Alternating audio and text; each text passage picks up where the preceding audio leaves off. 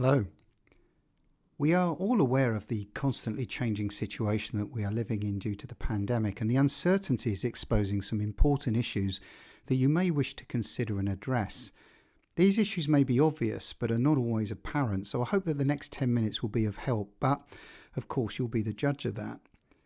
I will talk about the need to have a realistic time check of our pandemic journey and the importance of taking back control of patterns and routines.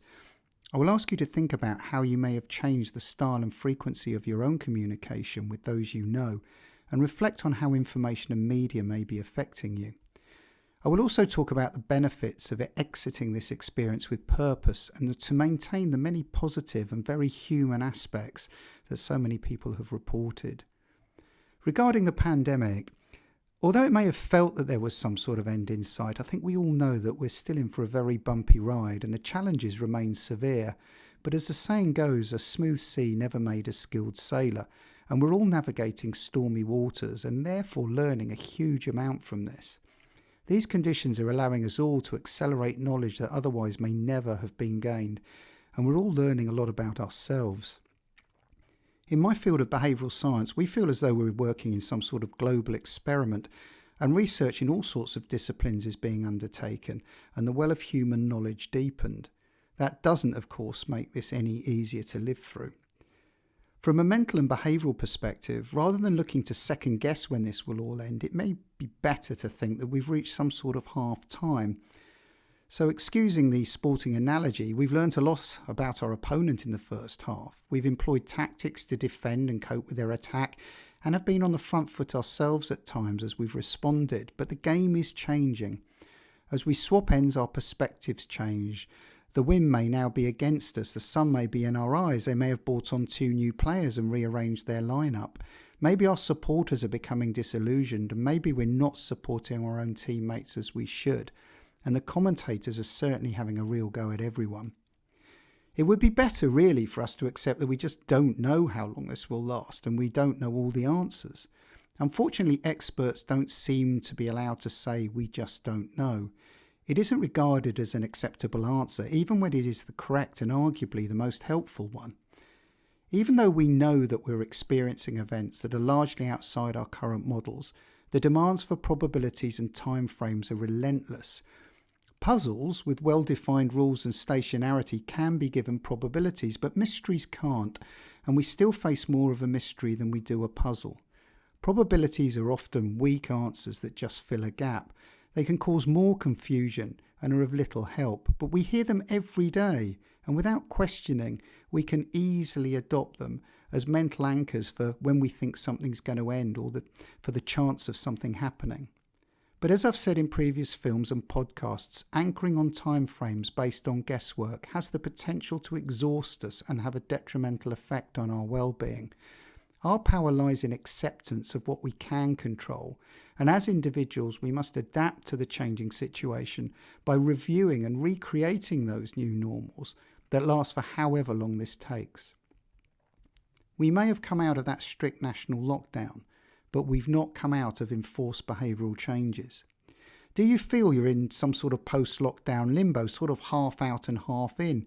We talked before about the importance of patterns and routines, how species that have become successful have done so because they could recognise what is a successful pattern, and we tend to feel more fulfilled if we have one. So if you're finding your lockdown routine disappearing, but also don't feel like the architect of the revised one, then you are likely to feel somewhat disconcerted. It may be time to stop and reflect on whether you are controlling the pattern and rhythm of your life, or have you found yourself sleepwalking back into pre-COVID behaviour? In these stormy waters, has uncertainty become your navigator and indecision left you feeling rudderless? We witnessed fantastic responses to the pandemic from so many people and in so many ways.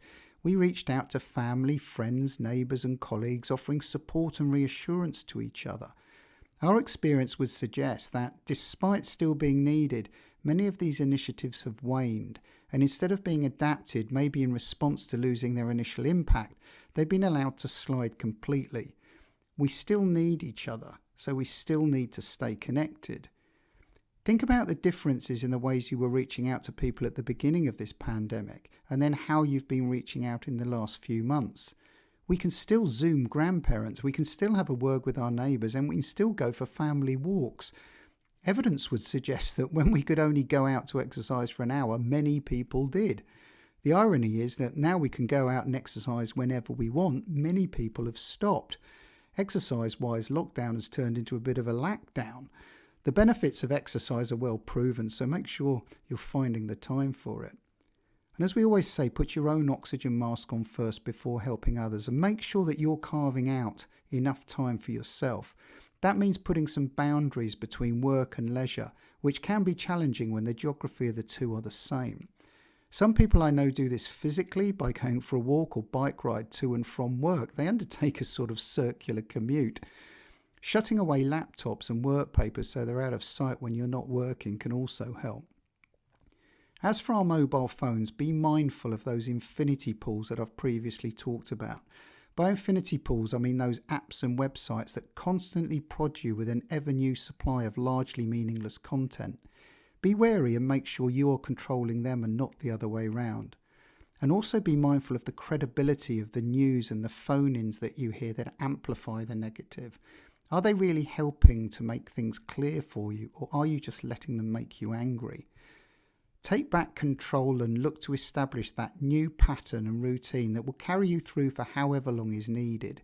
Reconsider and challenge how that routine should look in the light of what you're experiencing now.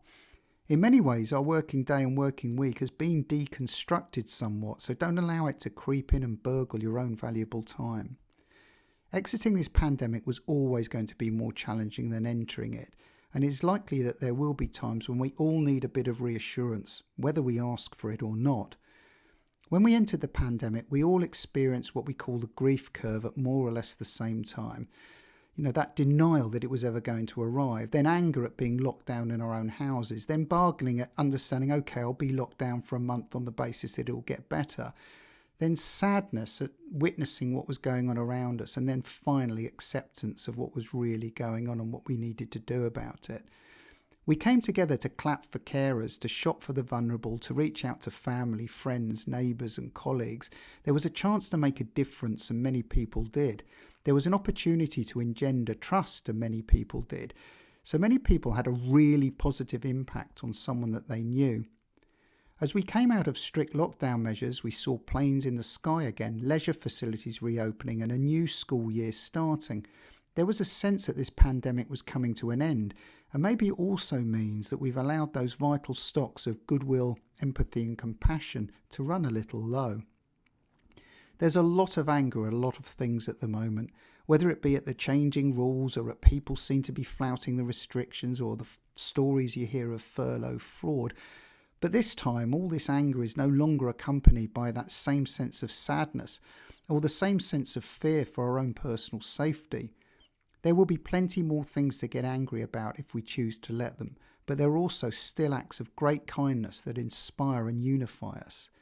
So let's call it half-time. Time again to stop and think about our second half tactics, to regain our power through acceptance of what we can and can't control, and to purposefully create our new next normal.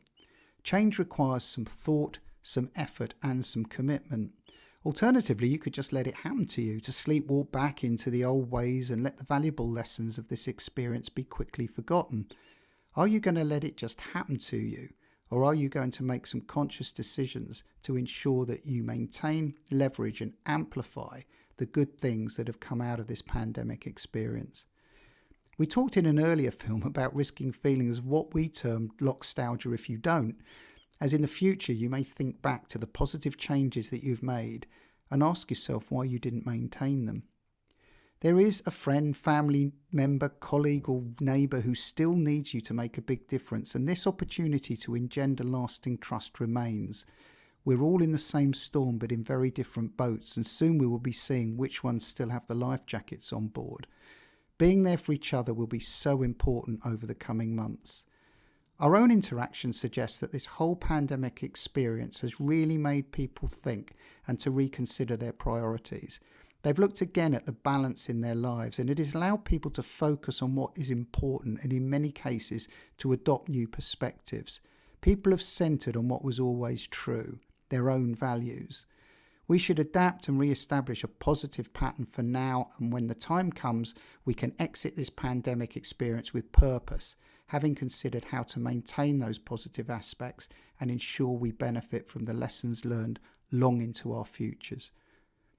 Keep those stocks of goodwill, empathy and compassion replenished. At best, I think it's only half time. Thanks for listening.